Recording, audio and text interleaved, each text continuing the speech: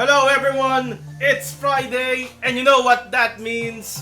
It's now time for our bold review dito sa Fridays with Viva Max featuring yours truly, your host, Harriet Viva Max Velasco, the God Gamer himself. So to all of you, my virgins and simps, to all of you, my Viva Maximals and Viva Ones, it's time to acknowledge the return of AJ Rabal.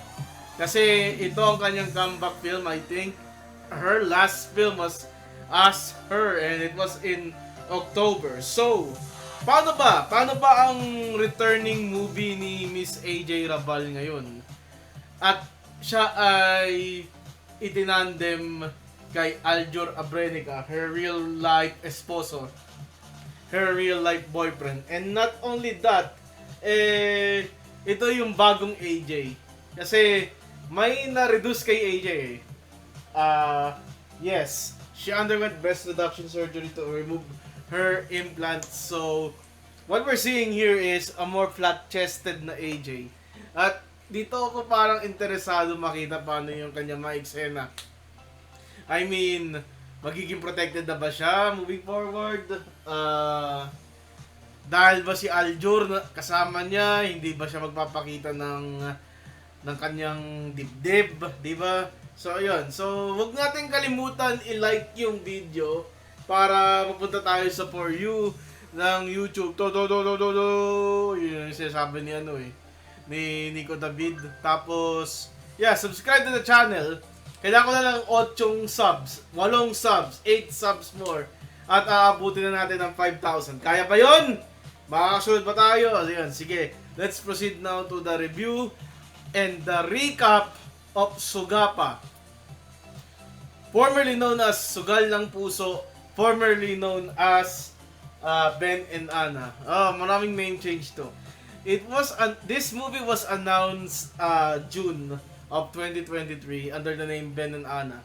Si Aljur si Ben, si AJ si Ana. Then on July, naging Sugal ng Puso. And then finally, yung kanyang final name ano yung final name? Alam niyo na yung final name, Sugapa. Kaya ayun. Paano nga pala yung Sugapa? Ano ba yung Sugapa dito pagka Sugapa? What does Sugapa mean? Yung Sugapa means obsessed, right? Ayan. So, may pagka-addiction. Tingnan natin Sugapa meaning. Drinking habit daw, lasenggo, addicted. Yun, addicted. It's manipulation. It's the new addiction essay. Ayan. So, nagsimula tayo sa pagkakakilala kay Ben and Ana. It's the story. Nangutang sila para sa kanilang bahay. And ito yung pamilyang gipit eh. Pati yung nanay gipit rin eh. Sobrang gipit masyado ng alam mo yung sobrang gipit parang sinubasta yung kanilang lupain. Ganun kagipit yung pamilya ni Ben and Ana. Sinubasta kanilang lupain. This movie is 2 hours long. I can't believe it. Tapos, ang nanalo sa subasta si Arturo, which prompted Ben and Ana to fled yung pamamahay ng kanyang nanay ni Ana. Kasi agawang lupa. Alam mo yung issue, di ba? Pag may family reunion, agawang lupa. Ako, nadamay rin ako dyan, agawang lupa. Mag-reunion na nga lang, lupa pa yung pag-uusapan. Anak ng teteng, di ba? Nakakaano yun nun eh. So, may tinuluyan itong si Ben sa si Ana under the parang ni Lander Vera Perez or ni Mando. Under the dalawa yung character ni Lander Vera Perez dito, Armand sa Mando. So, Mando, sige. As Armand ata yung doble cara niyang persona. So, itong si Mando, kinukup niya yung dalawa under sa parang brothel tuloy. Tenement ni Mario. So, dito nagstay si na Ben and Ana hanggang sa makaipon sila. So, si Ben ay namasukan bilang waiter sa isang restaurant. So, mukhang okay naman. Mukhang okay naman yung trabaho niya, di ba? Waiter sa restaurant. Tapos, ito si AJ, si Ana, gusto niya rin magtrabaho. So, tinulungan siya ni Mando maghanap ng trabaho. And dito nakilala ni Ana si Sarge sa isang bar na pagmamayari ng lolo ni Tanggol sa Batang Quiapo. Ayan. So si Sarge medyo nagandahan dito kay kay Ana. And parang malakas yung dating ni Sarge. Isa siyang makapangyarihang ex-policeman na may mga hired army sa kanyang pamamahay. Spoiler no? Muna na yun. And siya yung nagpapasok dito kay AJ sa bar na pagmamayari ni Lolo Noy ng Batang Quiapo, yung lolo ni Tanggol. Yun. Daming characters dito, visit. So, nagkaroon ng, yun na, may trabaho na silang dalawa, nakapag-ipon na sila. Ano nangyari? So, dito na introduce yung conflict. The conflict is, si Ben, medyo malikot yung mata. Okay? At malikot rin yung kamay. Malikot yung mata kasi nakita niya si Jessa Garcia na gumaganap bilang Nancy. So si Jessa Garcia yung introducing dito. When we went introducing, parang si Alexa Ocampo sa Nightbird. Wala masyadong bold. O wala masyadong mature scene sa pinakita. Although pinakita ni Jessa Garcia kanyang puday na obviously naka-plaster yung buhok. Ayun. So, kudos to her for having that the guts to do that. Si Chloe Jenna, ganun yun sa Nightbird rin. Parang it was also directed by Lawrence Fajardo. Yeah, this is directed by Lawrence Fajardo. Yung kanyang filter, alam ko, yung mga ganung filter, alam mo yung eksena sa Nightbird sa mga pelikula ni Lawrence, alam ko yun mahilig yun sa mga magugubat na lugar Ayun. So I'm straying away.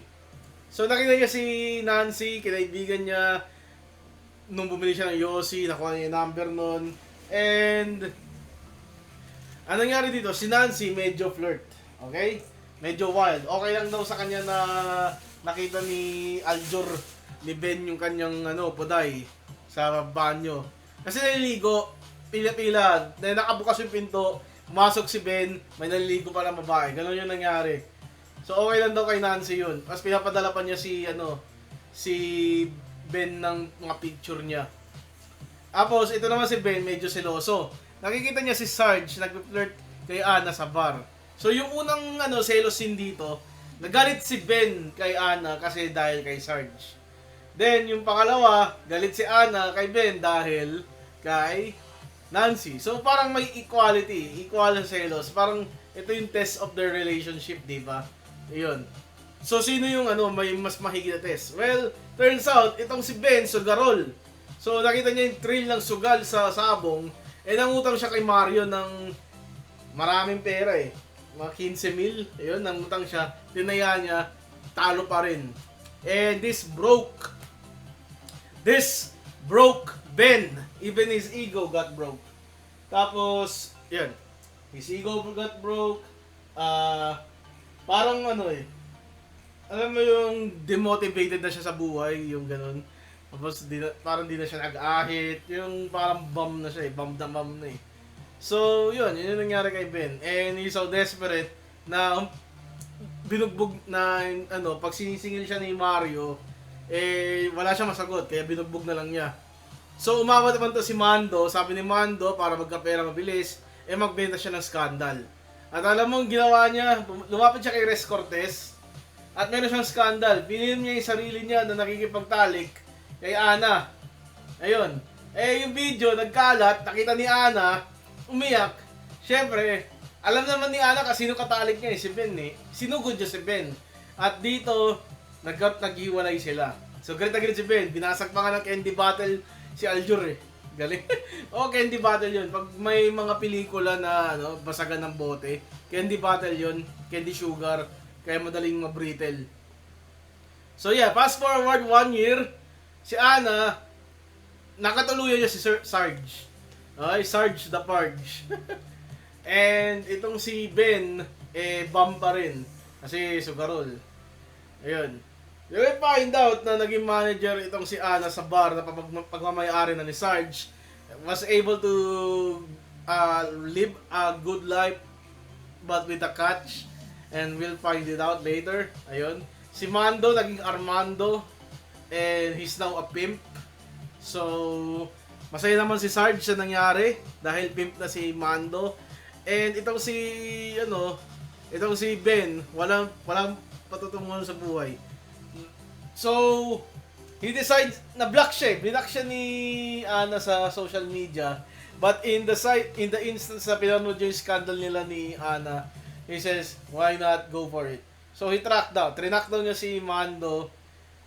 And I believe Mando gave him the directions sa si AJ or something. I don't know. Hindi masyadong yung pelikula eh. Hindi ko alam paano nakuha ni Ben yung kinalalagyan ni AJ. Pero pumunta talaga si Ben sa kinalalagyan ni AJ. At naispatan si Ben na kasama si Ana ni Sarge. Sarge, selosong tao to. Grabe makaselos. Dahil nakita niya si Ben kasama si Ana. So pag uwi ni Sarge kay Ana, binugbog niya to. Turns out na pagkakup-kup ni Sarge kay Ana, inaabuso niya to. We got this molestation scene una, and then there's like a part where Sarge really beats up Ana after seeing Ben. Trinakdown naman ni Ben ito, parang stalker. Tapos tumungtong siya sa log to see a better vision of the compound na pagmamayari ni Sarge. Yung nakita niya, binubugbog ni Sarge Ana. So the very next day, he decides to get some bolt cutters and cut through the barbed wire fences dun sa tatag. So may hollow block na pader, di ba? May barbed wire sa taas. Yun, dun yung ginamit yung bolt cutter. For a man na medyo bum, medyo sugarol, medyo sugapa, alam niya paano mag-survey ng surrounding, ha? Ayun.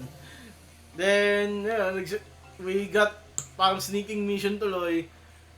Trinay niya itaka si Ana. But of course, every stealth is an option. So, naspatan sila, binugbog ni Ben yung dalawang mercenary na nagtatrabaho kay Sarge. Nagbarila sila ni Sarge. Siyempre, ubos yung bala.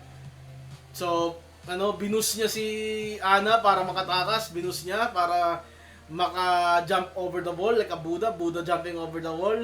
Tapos, trinay ni Ben tumakas, sinaksak siya ni Sarge. Ayun.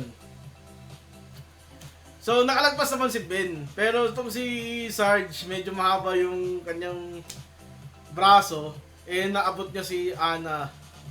Para siyang Mr. Fantastic. Look, yung level ng pader, tapos yung ulo ni Sarge, hindi niya maabot si Ana doon. Di ko alam paano niya naabot si Ana doon. Grabe, di ko alam. Na-break yung physics doon. Di ko alam paano niya naabot si Ana doon na hindi tumatawid sa pader. Kasi inabot niya gamit ng kamay. Tapos sinawakan niya yung ulo, tapos sinahatak niya pataas eh. So Ben, may parang sibat doon sa gilid. Sinibat niya yung lalamunan ni Sarge. Sarge is dead. However, dahil nga lumpo si Ben ngayon kasi nagsasaksak siya ni Sarge bago siya mag-go over the wall, lumpo. Naispatan sila ng mercenary ni Sarge. Hindi ko lang alam bakit hindi sila pinagbabaril sa instance na nakita sila. Pero pinapunta niya si Ana on the other side and then Ben dies. And that's how this movie ends. Ben tanking some bullets. Parang si Zack sa Final Fantasy. What do I think of it? Well, dalawa lang yung bold. O tatlo, if you count the scandal filming. Pero dalawa yung proper bold. It's both Aljur and AJ. Sorpresa ako, hindi nagkaila si AJ dito. So, yung kanyang flat-chested na figure, hindi naman protektado. When I say protected, hindi nagpakita ng nips. So, okay, parang okay. Then, I just like to describe it. So, ang notes ko is, there's a slight fat sa underside, but yeah, it's really, really flat. Also, pumuti ata yung yung ganong area yung area ni AJ eh. Di ko alam kung involved ang melanin sa implant removal, pero parang hindi lang implant removal yung ginawa niya eh. Ayun. Okay naman yung movie. But sad to say, hindi ito yung tipo na alam mo yun, yung pagpipestahan mo. Okay? So, may kwento naman, pero yung kwento may mga broken lines rin eh. Hindi siya perfect. Ay, yun masasabi ko. So, let's go to the tier list ranking ng Sugapa. Where does Sugapa rank in all of this? Sa lahat ng ano yung Sugapa ranking of the week. So, let's go. Sugapa. I will place Sugapa. Ben and Ana pa to ha. Ben and Ana pa yung picture na to. I'm gonna place Sugapa in the I'm gonna place it at it's pretty mid. Hindi naman siya copium na okay naman. Talagang mid lang siya. I'm just gonna give it just about bearable for Sugapa. Yun. Yeah, it's just a mid-tier movie for me. Mid-tier adult sexy action movie for me. Lots of things that needs to be answered. Like what happened kay Nancy. What happened kay Mario. Umalis lang sila dun sa tenement pero wala na eh. After 1 year. What happened to Arturo? What happened to to Anna's mom? What happened to Anna? Diba? Yeah. Ito yung mga favorite ni Lau eh. Ni Mr. Pajardo na medyo may inconsistency or parang hindi tapos yung alam mo hindi tapos yung pelikula mas pa-publish mo, parang ganoon yung tingin ko eh. Yeah. That's my review of Sugapa / Sugal ng Puso / Ben and Ana. So this Sunday we're back. Secret Sundays. Episode 1 Secret Campus, and then next Friday Asia Costa, Call Me Alma. Hey, I just met you, Call Me Alma. Ayan.